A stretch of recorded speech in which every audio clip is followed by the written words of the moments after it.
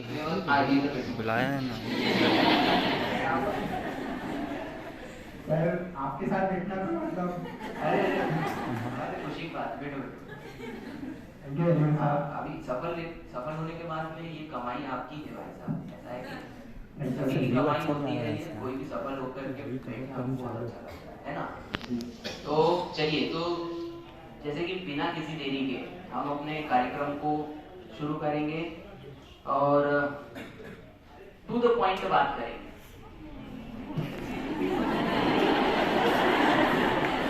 ये भी अच्छा था। बेटा एक जिससे लाइट चालू हो जाए वो बटन दबा दो, ये बात, और एक और उधर वाली भी दबा, सबसे कौन यस वेरी गुड, ठीक बैठ जाओ। और जहाँ हाँ लाइट अंतरिक्ष तुम इनकी बना दो, मैं इनकी बना देता हूँ। ये बात तो हमारे कार्यक्रम जहाँ ज़्यादा औपचारिक नहीं होते हैं, इसीलिए इनमें कभी भी बोरियत नहीं होती है। आप अपने काम की बात सुनेंगे, यहाँ पर आपके लिए कार्यक्रम हो रहा है। मनोज वह व्यक्ति है जो कभी इस जगह पर, जगह कोई और थी लेकिन बस सामने किसी दिन बैठा हुआ था, और आज जो है उसकी पोजीशन आप समझ सकते हो कि वो किस जगह पर आपके सामने बैठा हुआ है। यहाँ तक आपको आना है, यही हमारा आपको दिया गया संदेश है।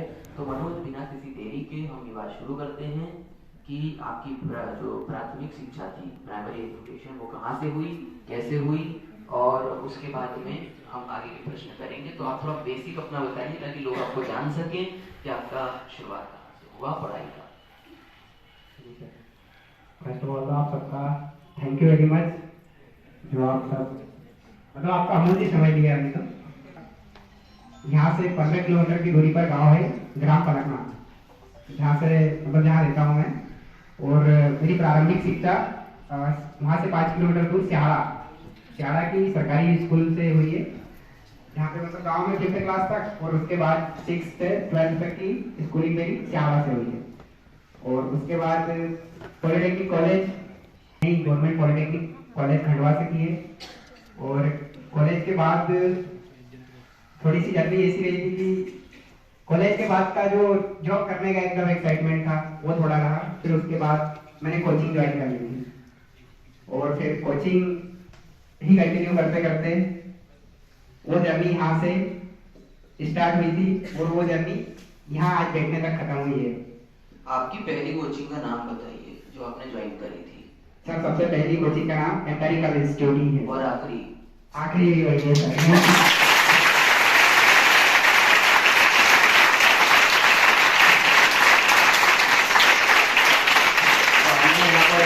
बेसिक जो एजुकेशन की बात थी वो देख ली आपने। मतलब ये जो व्यक्ति मेरे बाजू में बैठे हैं, ये रेलवे में जॉब करते हैं अभी फिलहाल के तौर पर, जो कि हम अभी और जानेंगे। तो ये कहाँ से आए हैं वो आपको समझ में आ गया होगा। बहुत हायर वैल्यू, मतलब जिसको कहते हैं ना कि आप 60-70 हज़ार की फीस भर रहे हो तभी जा करके आपका बेसिक एजुकेशन अच्छा होगा, तो ये आपको आगे जाके मतलब गवर्नमेंट जॉब में मतलब करने में, मेहनत करने में मदद मिली, ऐसा कुछ भी नहीं। आ रहा है समझ में? अपने गांव की सरकारी है तो आज आदमी भी सरकारी है। तो ये बात है ना। तो अब हम बात करते हैं आगे। मनोज, आपकी पढ़ाई तो चली रही थी यहाँ पर, अब ये सब बच्चे भी पढ़ते हैं। और कोचिंग के बाद सर बीच में कांस्टेबल की जर्नी भी रही। उसी के ऊपर अपन चर्चा करते हैं अभी। जैसे स्टेप बाय स्टेप यदि अपन आगे बढ़े, अब अपन इनके बच्चों के संघर्ष के बारे में बात करते हैं। ये सब पढ़ते हैं, आप भी पढ़ते हैं, आप भी पढ़ रहे थे, आपको कुछ संघर्ष झेलने को मिल रहे होंगे। रोज दिन में सुबह उठना, फिर ये सोचना कि मेरी जॉब लगेगी कि नहीं लगेगी, मैं इतनी मेहनत कर रहा हूँ, फिर उसके बाद में रात तक अपने आप को मोटिवेट करना, मेहनत करना, फिर नए सुबह मतलब शुरुआत करना, फिर उठना, वही एक जीवन चलता रहता है। कितना बोर होता है, कितना आदमी उसमें टूटता है, जैसे कि रोज टूट रहे हैं, रोज कहीं ना कहीं फिर खड़े हो जाते हैं। आपके साथ ऐसा कब तक होता रहा और आपने उसको डील कैसे किया, ऐसी बात है। बिल्कुल सर, स्टार्टिंग का जो एक्साइटमेंट रहता है कोचिंग, और यही रहता है कि ज्यादा से ज्यादा मतलब हम जाएंगे कोचिंग और बहुत कम समय में हमें एक नौकरी मिल जाएगी। एक टारगेट लेके चलते हैं कि हमें 4 महीने 6 महीने कोचिंग करना है। कोचिंग कंप्लीट हुई कि हमें एक गवर्नमेंट जॉब हमारे लिए रखी है। तो जैसे जैसे समय व्यतीत होता जाता है, इंसान का पेशेंस बोल सकते हैं खत्म होते जाता है। फिर एक समय के बाद दिन पे दिन आदमी को खुद को तैयार रखना पड़ता है। वो किसी को बोलने की जरूरत नहीं पड़ती, क्योंकि हम हर सुबह होती है तो यही एक सपना रहता है कि मेरा कब होगा सिलेक्शन। क्योंकि सिलेक्टेड स्टूडेंट को देख के वो अपने अंदर जुनून रहता जरूर है, लेकिन अपने आप को तैयार रखना मतलब इस मामले में कि मेरा सिलेक्शन पर्सनली बोले तो अपना खुद का हर व्यक्ति सोचता है जब सुबह उठता है कि मेरा सिलेक्शन कब होगा। कोई एग्जाम में देख के आते हैं तो इसका परिणाम क्या होगा, वो अंदर से बेचैनी प्रतिदिन टूटना, मतलब वो अपने आप को तैयार रख के सुबह से। मैं सुबह हम 8 बजे कोचिंग आते थे और कभी कभी सुबह 8 बजे आते थे तो शाम को ही 8 बजे हम कोचिंग से जाते थे। तो दिन भर में अपने आप को बांध के रखना पल पल, क्योंकि हर तरीके से अलग अलग इन्वायरमेंट है बाहर से। कई व्यक्ति ये भी बोलते हैं कि गवर्नमेंट जॉब कहाँ लगती है, और स्पेशली मैं तो गांव से बिलोंग करता हूँ, तो गांव में तो ये मेंटेलिटी बिल्कुल वो बनी हुई थी लोगों की कि गवर्नमेंट जॉब आज के समय में लगती ही नहीं। आप ये तो पढ़ाई कर रहे हो, कहीं प्राइवेट जॉब करो या तो कुछ अपने काम धंधे देखो, तो वो तो व्यक्ति को ज्यादा तोड़ देता है। सुबह से हम जब कोचिंग के लिए 8 बजे निकलते थे तो कभी कभी तो मतलब गांव में जाना बिल्कुल बंद कर दिया था। घर से कोचिंग, कोचिंग से घर, बस यही मेरा रूटीन था। और अपने आप को मोटिवेट रखना, तो मतलब जो व्यक्ति सिलेक्टेड है वो उस समय में मतलब ये कंटिन्यू जो जैसे आज मैं आया हूँ वो कंटिन्यूटी थी, व्यक्ति आते रहते थे तो वो हमारे लिए एकदम पावर बैंक का काम करते थे। वो जब आते थे तो पूरी बैटरी वापस से रिचार्ज हो जाती थी कि हमें भी इस पोजीशन पे एक दिन। तो बस आप लोग ये समझ गए हो कि आप कुछ नया नहीं कर रहे हो, आपको पता चला? yes! हाँ, तो मैं क्या कह रहा था, आप लोग हम भी ध्यान दो, बाकी की एक्टिविटी चलती रहेगी। आ रहे समझ, अभी अपन क्या नई जगह पे आए हैं हमको भी पता था, इसलिए देखो हाथ में सब मोबाइल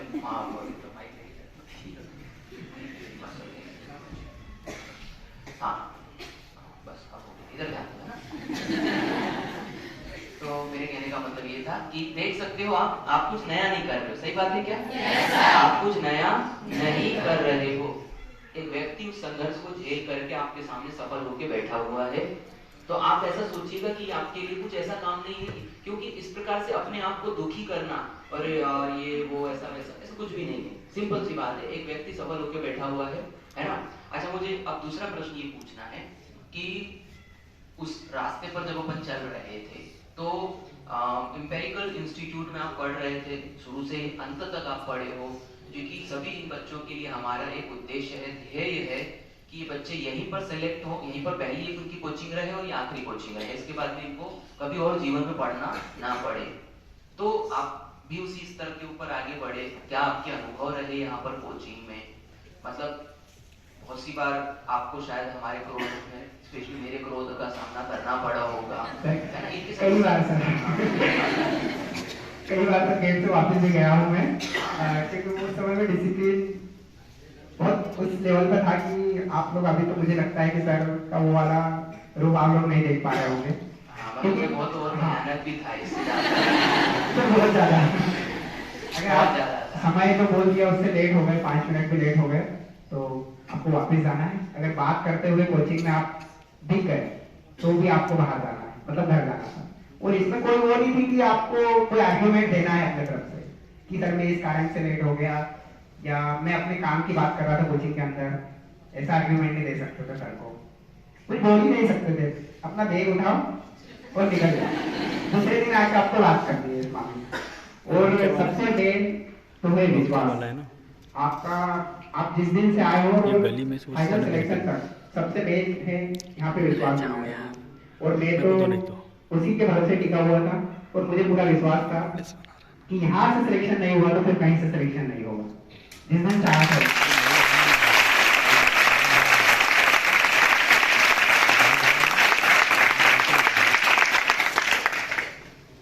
क्योंकि एक ऐसा प्लेस जहाँ पे मतलब आपको हर चीज प्रॉपर मिल रही है। आप आते थे और आपको जितनी सुविधाएं और ज्यादा मिलती जाती है, इंसान के अंदर मतलब और एक्सपेक्टेशन उस चीज के लिए बढ़ती जाती है। तो उस चीज को तो हमने कभी सोचा नहीं था कि सुविधाएं क्या मिल रही है नहीं मिल रही है, क्योंकि उद्देश्य था बस जगह मिल जाए, प्रॉपर गाइडेंस मिल जाए, और जो सामने वाला व्यक्ति हमारे लिए सिर्फ समर्पित है, बस वही चाहिए। सर का डेडिकेशन देख के मतलब आग लग जाती थी हमारी पढ़ाई के, बोल सकते थे कि उत्साह कई गुना ज्यादा बढ़ जाता था।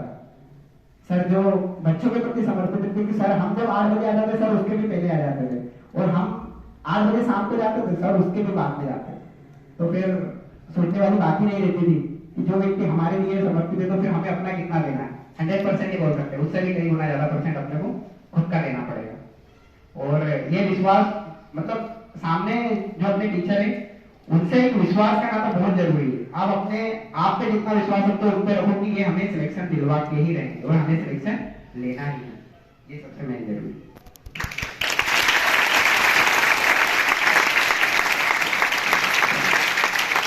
जब सजा मिली आपको तो आपका व्यक्तित्व अच्छा है। मैं हमेशा अच्छे व्यक्तित्व के लोगों का बड़ा इज्जत करता हूँ।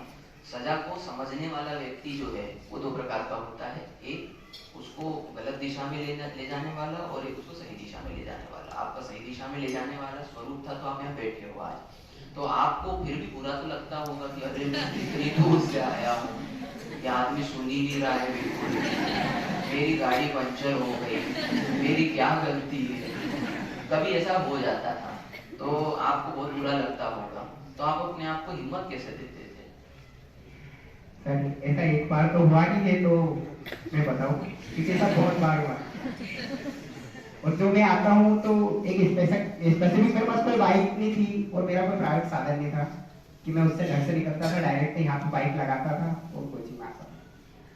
मतलब असुविधा बोल सकते थे कि लिफ्ट लेके भी आते थे, गांव से कोई आ रहा था ठंडवा साधन कि भैया मुझे कोचिंग तक छोड़ दो, कोचिंग भी नहीं तुम तो बड़े जहाँ तक जाओ वहां तक छोड़ दो, आगे भी मैं निकलूंगा।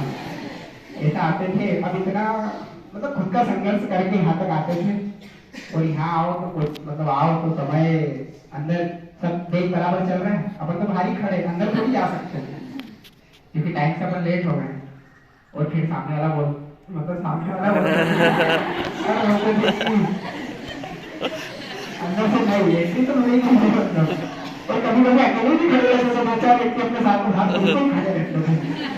मैं ऐसे नहीं बोलता था, मैं ऐसा बोलता था तुम निकलो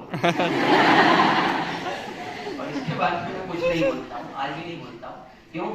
सजा फिर मैं आपको बता दूं, सजा सिर्फ आपके अंदर एक जिम्मेदारी का एहसास पैदा करने के लिए होती है और कुछ भी नहीं है। यहाँ पर कम से कम आपको कष्ट देने के लिए नहीं होती है।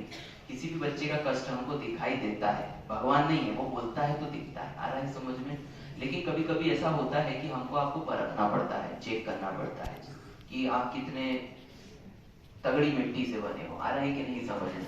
आप मिट्टी के शेर हो या फिर वाकई में आप शेर हो। तो जो इन्होंने सहा और उसके बाद में भी ये रहे, तो इनको इसका बाद में एडवांटेज जरूर हमने दिया, इन द सेंस कि जब ये भावना दिखती है और ये जब सर कहते हैं तो सर का मतलब हम सभी सर और मैडम होते हैं, आ रहा है कि नहीं समझ में। तो यहाँ पर जो भावना दिखती है कि इन लोगों को हमने कभी चोट पहुंचाई इस मामले में कि इनको अनुशासित बनाना था, उसके लिए इनको सजा देनी पड़ी, तो वो हमको दिख रहा था। और जब भी वो दिखता है तो उसका रिटर्न हम हमेशा वापस करते हैं। और वो रिटर्न क्या होता है कि हम आपके लिए रातों रात दिनों दिन सब कुछ एक कर देंगे, लेकिन आपको सुविधा जो पढ़ाई से संबंधित है उपलब्ध करवाएंगे।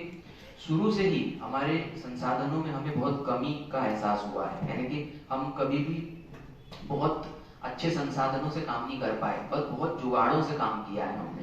तो भी हमारी नीयत ये रहती थी कि बच्चों के लिए या सबके लिए, इनके लिए भी आपके लिए भी, कि एक अच्छी भावना आपके अंदर जरूर बनी रहे, मेहनत की भावना, और वो हमारी तरफ से कम नहीं दिखनी चाहिए। इसीलिए हम आपने उसको अच्छे तरीके से लिया है, जैसे इन्होंने लिया अच्छे तरीके से। नेक्स्ट डे फिर आइए, वरना कोई व्यक्ति इगोइस्टिक होता तो वो बोलता नहीं जाऊंगा इसके पास अगली बार, तेरा सिलेक्शन आ रहा है ना समझ, आप हमारा फुल ले सिलेक्शन जाओ।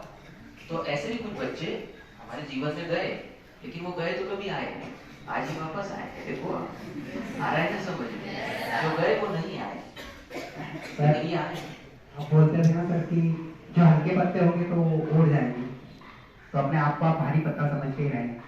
सर बिल्कुल बोल देते थे कि जो हल्के पत्ते हैं ना वो उड़ जाएंगे, मतलब इसका मतलब जो पनिशमेंट को पनिशमेंट की तरह ले लेगा वो नहीं आएगा मुझे।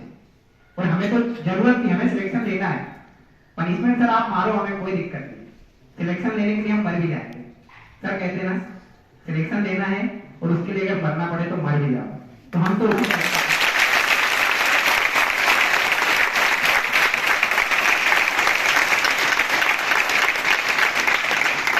एक बात बात को मैं सही तरीके से उपलब्ध करता हूँ, वरना मर ही ना जाओ। मैं हमेशा कहता हूँ कि यदि मरने से स्वर्ग मिलता है और इसकी गारंटी है कि मिल ही जाएगा, तो मर जाएगी। गारंटी है ना, मिल रहा है, फिर जीवन में क्या बचा है? स्वर्ग ही। और वो मरना है इच्छाओं को मारना। आ रहा है कि नहीं समझ में? जब अपनी आगे ऐसी इच्छाएं मिल रही है जो अपन जो बोले वो हो जाए, तो उसे स्वर्ग का जीवन कहते हैं। मतलब कोई मरने के बाद में मुझे यहाँ बोलने नहीं आया आज तक कि सर स्वर्ग होता है। जिंदा लोगों ने बोला, सही बात है। मुर्दों को किसी ने बोलते देखा है क्या? नहीं। जिंदों ने बोला है कि यही 2030 स्वर्ग है और यही नरक है, जैसे जीना चाहो वैसे जी सकते हो, है कि नहीं? तो मनुष्य, अब हम आगे बढ़ते हैं।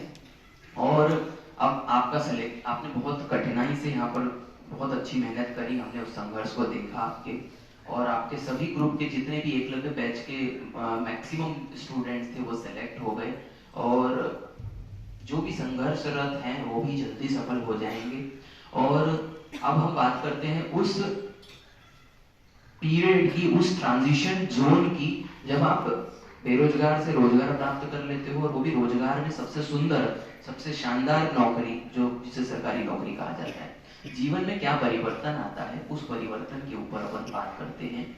देखने के नजरिए में क्या परिवर्तन आ जाता है, लोगों के बात करने के नजरिए में क्या परिवर्तन आ जाता है, एहसास क्या बदल, अपने प्रति लोगों का एहसास कैसे बदल जाता है। तुमने उसको जिया है, तो जो तुम बोलोगे उसमें सत्यता होगी 100%।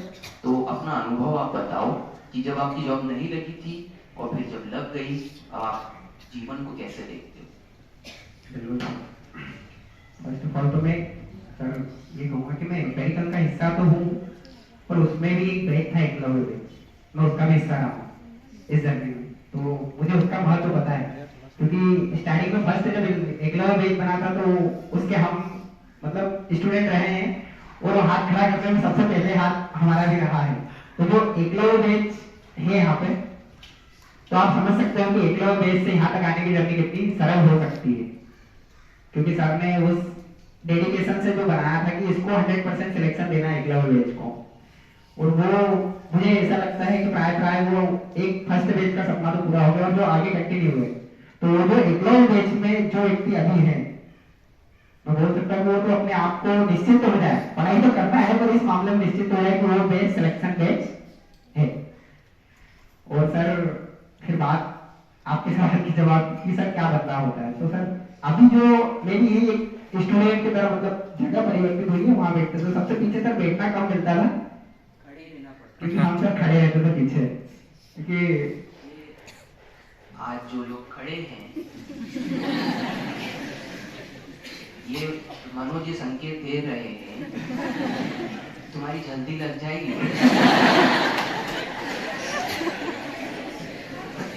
बैठे वाले दिल ना दुखाएं,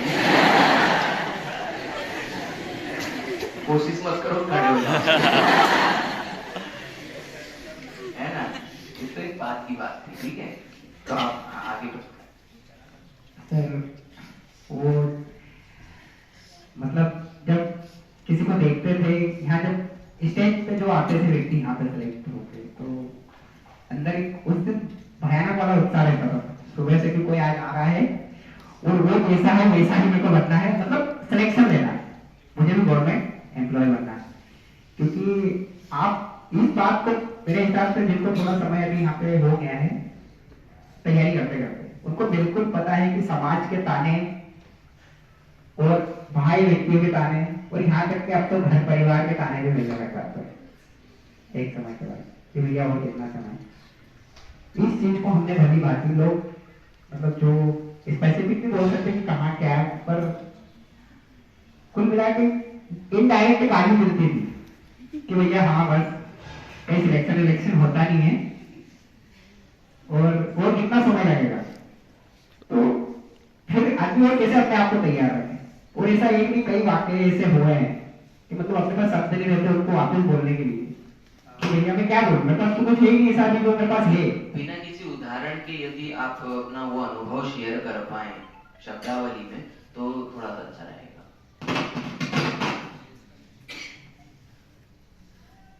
सर ऐसा मतलब गाँव की स्पेसिफिक गाँव में व्यक्ति कई रहते थे, जैसे गाँव में बैठे रहते हैं और फिर अपन उनके पास जाके बैठो तो और क्या चल रहा है। और अभी गांव में ऐसा माहौल होता है सर कि प्राइवेट कंपनियों में ज्यादा बच्चे काम करते हैं, तो थोड़ा सा ये माहौल रहता है। तो वो बोलते हैं कि देखो उसका लड़का वहाँ पे गाँव में वो कर रहा है, तुम भी इतने पढ़ लिख लिया, तुमने क्या ही करना है।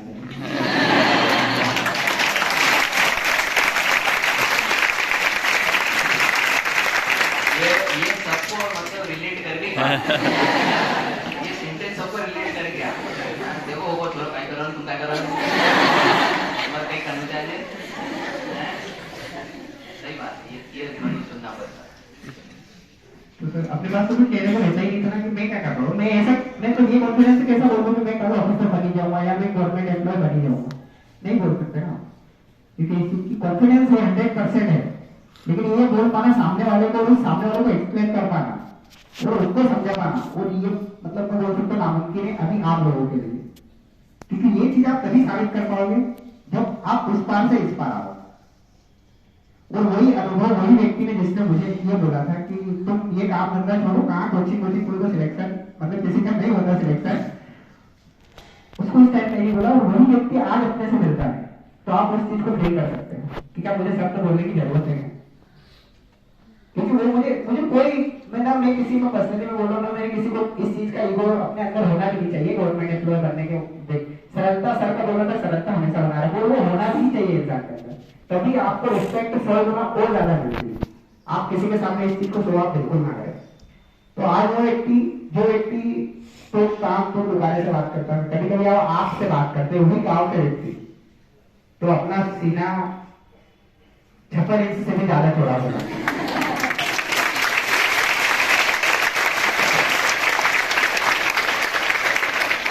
शादी ब्याह में जाते थे तो तानों के कारण